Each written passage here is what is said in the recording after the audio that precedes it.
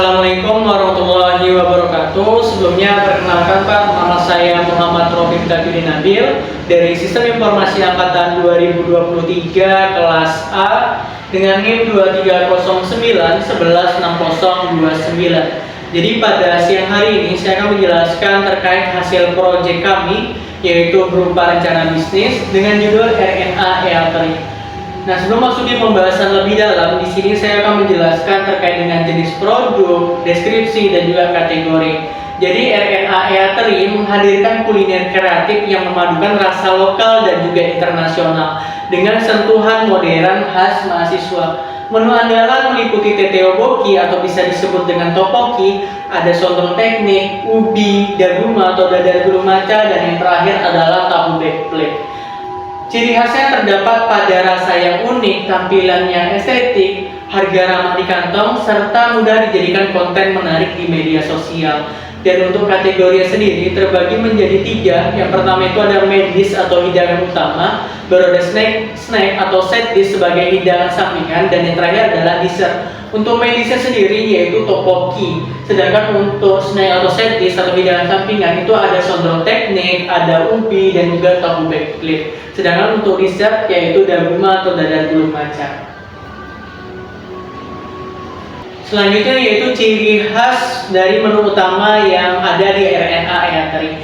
Yang pertama itu ada teteoboki atau topoki, yang dimana dia memiliki ciri khas yaitu perpaduan otentik rasa saus Korea yang ada, dan juga memiliki kemasan yang ramah untuk media sosial. Untuk sondrong teknik sendiri atau bisa dibilang sosis gondrong teknik, yang dimana spagettinya itu menyerupai rambut gondrong. Selanjutnya untuk ubi sendiri yaitu ubi ungu yang dilapisi atau dibalut dengan roti bone. Dan untuk daguma sendiri sesuai dengan namanya dadar gulung maca, yang dimana untuk kulitnya sendiri dia akan menggunakan maca atau produk yang berasal dari teh hijau. Selanjutnya untuk tahu backplate, yang dimana pada umumnya di Indonesia itu penamaannya adalah tahu walik. Di sini kami mengusung konsep lain untuk mengubahnya menjadi bahasa Inggris, yaitu menjadi tahu backplate. Selanjutnya yaitu tentang bisnis. Jadi RNA EATRI lahir dari ide yaitu menghadirkan satu tempat untuk memenuhi berbagai craving jajan atau keinginan mahasiswa atau anak muda itu untuk jajan. Mulai dari makanan Korea, jajanan tradisional, hingga camilan unik. Menggabungkan 5 menu populer kami dengan ciri khas yang masing-masing. Kami fokus pada harga yang terjangkau, rasa konsisten, kebersihan, dan yang terakhir adalah tampilan yang estetik. Selanjutnya untuk visi dan misi kami sendiri, yang pertama itu visi, yaitu ada menjadi brand kuliner kekinian yang inovatif, menggabungkan makanan lokal dan juga internasional dalam sajian modern yang disukai berbagai kalangan, serta menjadi pilihan utama konsumen untuk menikmati camilan estetik, higienis, dan bercita rasa tinggi. Dan untuk misinya sendiri, untuk menuju atau memenuhi terkait dengan visi yang ada, yang pertama itu adalah menyajikan produk makanan yang unik, enak, dan inovatif sesuai dengan tren pasar. Yang kedua itu mengutamakan kualitas bahan baku, kebersihan, serta kemasan yang menarik untuk meningkatkan daya tarik konsumen. Selanjutnya untuk yang ketiga itu memberikan pengalaman kuliner yang menyenangkan dan juga estetik sehingga mudah dibagikan di media sosial. Yang keempat itu menjalin hubungan baik dengan pemasok lokal demi menjaga keberlanjutan bisnis dan mendukung UMKM. Dan yang kelima yaitu mengembangkan produk baru secara berkala agar konsumen selalu memiliki pilihan menarik selain dari kelima menu yang ada. Selanjutnya untuk struktur organisasi sendiri terdapat ada 5, yaitu ada manajer atau CEO yang berperan sebagai pimpinan tertinggi dan pengambilan keputusan. Yang kedua ada tim produksi yaitu sebagai pengolah dan inovasi produk. Dan yang ketiga ada tim marketing yang berperan sebagai promosi, strategi penjualan, dan juga riset pasar. Yang keempat ya ada tim keuangan yang dimana berperan sebagai pencatatan dan pengelolaan anggaran. Dan yang terakhir adalah tim distribusi yang berperan sebagai penyaluran bahan dan produk jadi. Selanjutnya untuk di sini menampilkan pemasok dan juga nama-nama pemasok. Yang dimana untuk nama-nama pemasok itu terdiri di Pasar Pagi Samarinda, Supplier Resto Samarinda, yang dimana di sini merupakan pemasok untuk bahan baku seperti bahan segar, bahan khas Korea, daging olahan, bahan kering, kemasan, dan juga nama-nama pemasok lainnya. Selanjutnya untuk konsep perhitungan modal usaha di sini terbagi menjadi 3. Yang pertama itu ada kemasan dan stiker branding. Ini mana di sini kami mengeluarkan sekitar 150.000 sampai dengan 250.000. Dan yang kedua ada bahan baku awal, yaitu kami mengeluarkan sekitar 250.000 sampai dengan 500.000. Selanjutnya untuk operasional dan transportasi yaitu sebesar 100.000 sampai dengan 250.000. Di mana kalau ditotalkan yaitu modal usaha kami yaitu berkisar antara 500.000 sampai dengan 1 juta rupiah. Selanjutnya untuk estimasi biaya operasional sendiri itu terdiri dari 6. Yang pertama itu adalah biaya dihitung per sesi PO. Jadi 1 bulan itu terbagi menjadi 4 sesi. Selanjutnya untuk bahan bakunya itu tergantung dari jumlah pesanan yang ada. Selanjutnya ada kemasan yaitu per porsi terjual, baru ada utilitas yaitu terkait dengan gas, listrik dan juga air, dan transportasi yaitu untuk bensin pengantara.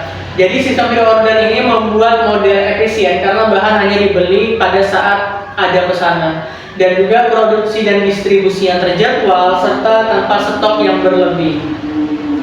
Selanjutnya untuk jenis bisnis sendiri, di sini kami memiliki 2 jenis bisnis. Yang pertama ada B2C atau business to consumer, dan yang kedua adalah B2B atau business to business. Yang mana B2C sendiri yaitu RNA Eatery menjual langsung ke konsumen yaitu mahasiswa dan masyarakat umum dengan sistem proporsi. Nah, penjualannya dilakukan dengan 2, yaitu ada offline dan juga online.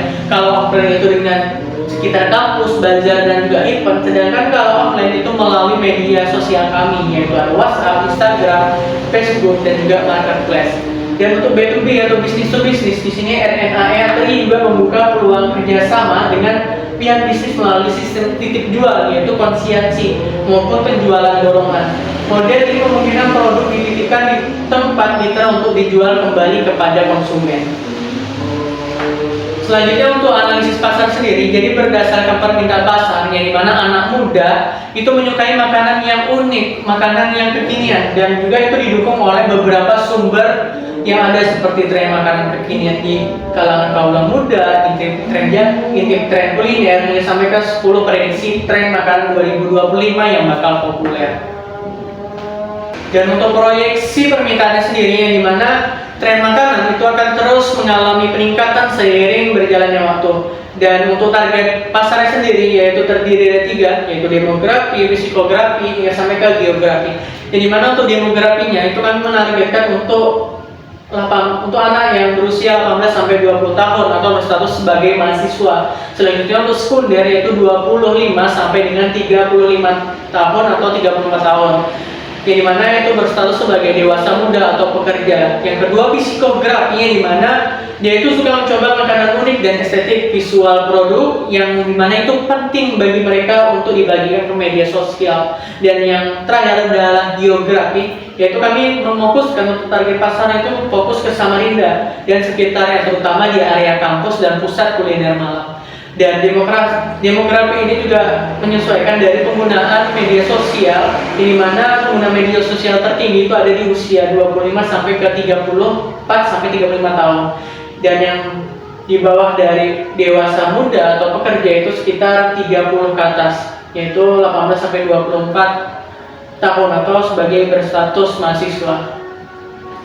Selanjutnya untuk analisis persaingan sendiri, dan jadi di sini kami memiliki 4 kompetitor yang ada.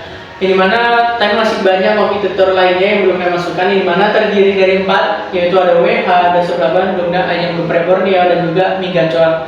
Yang dimana untuk WH sendiri itu memiliki rentang harga dari 1.000 hingga sampai ke 25.000. Untuk Sebelah dan juga Ayam Geprek Borneo itu memiliki rentang harga dari 1.000 hingga sampai ke 17.000. Selanjutnya untuk Mie Gacor sendiri itu memiliki rentang harga dari 1.000 sampai 16.000 dan menyesuaikan kembali dari tingkat kepedasan yang ada. Selain dari keempat kompetitor ini, masih terdapat banyak kompetitor lainnya yang bisa dibilang menjadi persaingan atau kompetitor dari RNA Eatery.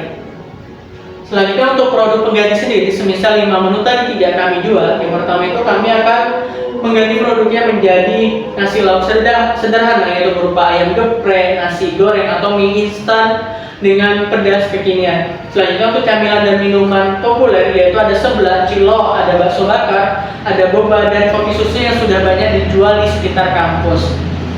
Selanjutnya untuk analisis promosi sendiri kami fokuskan kepada dua, yang mana itu adalah fokus kata kunci dan juga optimasi konten, yaitu berupa judul dan deskripsi dengan penggunaan keyword yang ada. Baru nanti struktur menu dibuat berdasarkan tren dan juga gambar akan diberi dengan nama kata kunci. Selanjutnya untuk channel pemasaran sendiri, jadi RNA untuk menjaga konsumen secara luas, terutama di kalangan mahasiswa dan juga anak muda yang aktif di media sosial. RNA memanfaatkan beberapa jalur pemasaran seperti dengan penggunaan website, Instagram, Facebook, Meta Ads, baru penggunaan WhatsApp bisnis, penggunaan aplikasi Shopee, aplikasi penjualan makanan, dan juga yang terakhir adalah TikTok. Selanjutnya untuk channel transaksi sendiri itu terbagi menjadi dua. Yang pertama ada offline dan juga online. Untuk offline sendiri bisa bayar di tempat dan juga bisa QRIS. Selanjutnya untuk online sendiri bisa QRIS, bisa take away, dan juga e-wallet. Selanjutnya untuk channel pembayaran sendiri itu terbagi juga menjadi dua, yaitu offline dan juga online, di mana bisa cash dan juga non tunai. Selanjutnya untuk channel pengiriman, jadi RNA itu menyediakan beberapa pilihan pengiriman agar konsumen bisa menyesuaikan dengan kebutuhan mereka. Yang terdiri dari 3 channel pengiriman. Yang pertama ada antar pesanan sendiri, baru ada penggunaan GoSend, dan ketika bisnis kami stabil, kami akan menggunakan rencana jangka menengah kami, yaitu dengan mendaftarkan atau menjalin kerjasama dengan GrabFood dan juga GoFood. Selanjutnya yaitu channel pengembalian. Jadi jika terjadi kesalahan pesanan atau masalah kualitas, pelanggan dapat memanfaatkan jalur yang pertama itu ada offline, yaitu langsung mendatangi dari tempat kami berjualan. Selanjutnya untuk online sendiri, maka bisa dilakukan dengan cara menghubungi via media sosial kami yang sudah kami jelaskan sebelumnya. Ada WhatsApp, ada website, dan sebagainya. Dan untuk channel purna jual sendiri, kami di mana RNA untuk menjaga kepuasan pelanggan dengan via feedback dan juga keluhan. Jadi nantinya semisal ada keluhan yang ada, maka dari pelanggan bisa melakukan melakukan feedback di media sosial kami atau menghubungi via media sosial kami. Selain itu juga ada promo sale dan juga ada loyalty. Mungkin itu saja yang dapat kami sampaikan atau saya sampaikan. Kurang lebihnya saya mohon maaf. Saya akhiri. Wassalamualaikum warahmatullahi wabarakatuh.